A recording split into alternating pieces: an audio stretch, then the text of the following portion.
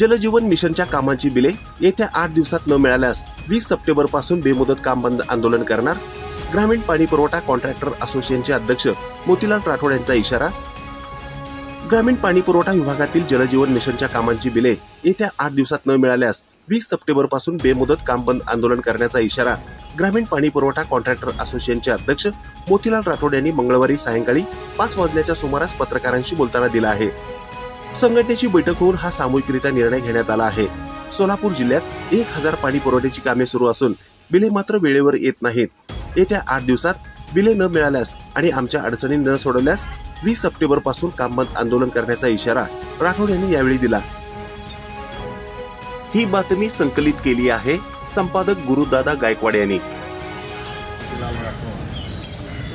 काल आमची सोलापूर जिल्ह्यातील सर्व ठेकेदारांची बैठक झाली आणि सध्या सोलापूर जिल्ह्यात मोठ्या प्रमाणात साधारण 1050च्या आसपास पाणी पुरवठ्याची कामं सुरू असून त्यामध्ये गेल्या मार्चपासून बिलं वेळेवर मिळत नाही ठेकेदारांना.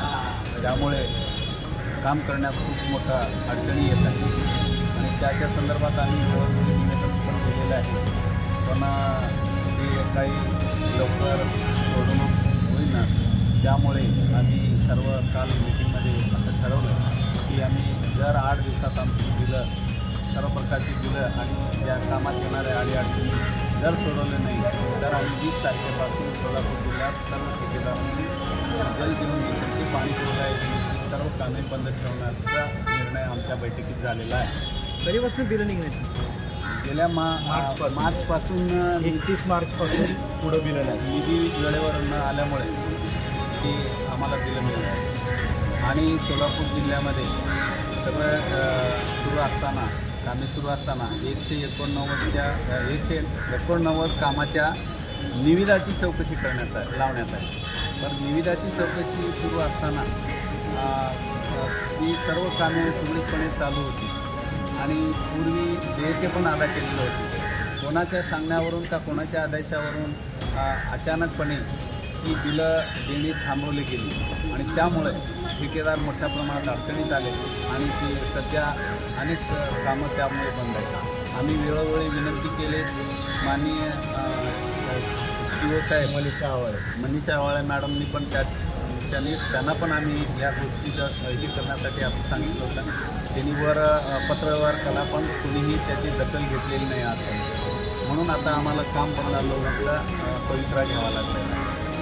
अशा अनेक अडचणी आहेत. मुदतवाढ देताना विनादंडाने मुदतवाढ द्या अशी आमची वेळोवेळी आम्ही मागणी करतो.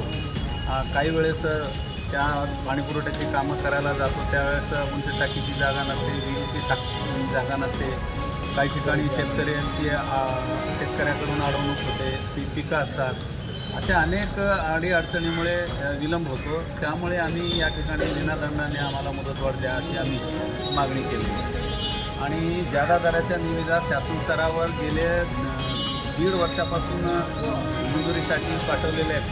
ते अद्याप जादा दराच्या निविदांना प्रशासकीय मान्यता मिळालेली नाही.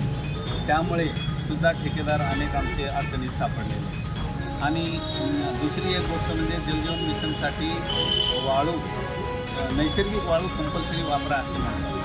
पण नैसर्गिक वाळूच्या या ठिकाणी लिलाव नसल्यामुळे वाळू उपलब्ध होत नाही. त्यामुळे सुद्धा काही कामं बंद आहेत. अशा अनेक अडचणीमुळे आणि शासनाचे बरेचसे प्रोजेक्ट क्रस्टँडमध्ये चालू आहेत. तर आम्ही त्याला मागणी केलेली आहे की आम्हालाही क्रस्टँडची परवानगी द्या. आम्ही करतो. तोही प्रलंबित विषय. आणि जलजीवनची कामाची जे कामं पूर्ण झालेले आहेत परंतु ते अंतिम झाले नाही. कारण का तरी 10% लोकांनी ग्रामपंचायतने भरले नाही म्हणून ठेकेदारांची 10% बिलं अडवलेली आहे. तर आमची मागणी आहे की ती ठेकेदारांची जी 10% रक्कम आहे ती त्वरित अदा करणं गरजेचं आहे. 45 आणि 10 असे 100% रेशो आहे. आणि दुसरी अजून एक गोष्ट म्हणजे शासनाकडे सुरक्षा रक्कम 10% ग्रामपंचायत राष्ट्रीय ग्रामीण पेयजल अंतर्गत बिलामधून कपात केलेली जी सुरक्षा रक्कम आहे ती कामं पूर्ण झाले तरी परंतु ती अदा करण्यात आलेली नाही. आम्ही वेळोवेळी पाठपुरावा करतो पण अजूनही शासन स्तरावरून याच्यावर काही कारवाई झालेली नाही. आणि एप्रिल महिन्यापासून जो निधी पूर्वी मागणीप्रमाणे निधी येत होता, आता सध्या मागणीप्रमाणे निधी येत नसल्याने 3 ते 4 महिनेपर्यंत ठेकेदारांना दिलं मिळत नाही. म्हणून आम्ही काल आमच्या मीटिंग झाल्यानंतर माननीय शिवसाहेबांना आम्ही भेटून त्यांना सविस्तर हे निवेदन दिलेलं आहे आणि त्यांना सांगितलेलं आहे आमची ह्या सगळ्या अडीअडचणी जर सोडवल्या नाही, चौकशीच्या कामाची बिलं जर दिले नाही तर 20 तारखेनंतर आम्ही पूर्ण सोलापूर जिल्ह्यात जलजीवन मिशनची कामं बंद ठेवण्याचा आम्ही निर्णय घेतलेला आहे. 110 कोटी येण्याचे राज्याकडून. ताज्या घडामोडी पाहण्यासाठी आजच महाराष्ट्र सुखदेव न्यूज या यूट्यूब चॅनलला लाईक आणि सबस्क्राईब करा. ताज्या घडामोडी पाहण्यासाठी आजच महाराष्ट्र सुखदेव न्यूज या यूट्यूब चॅनलला लाईक आणि सबस्क्राईब करा.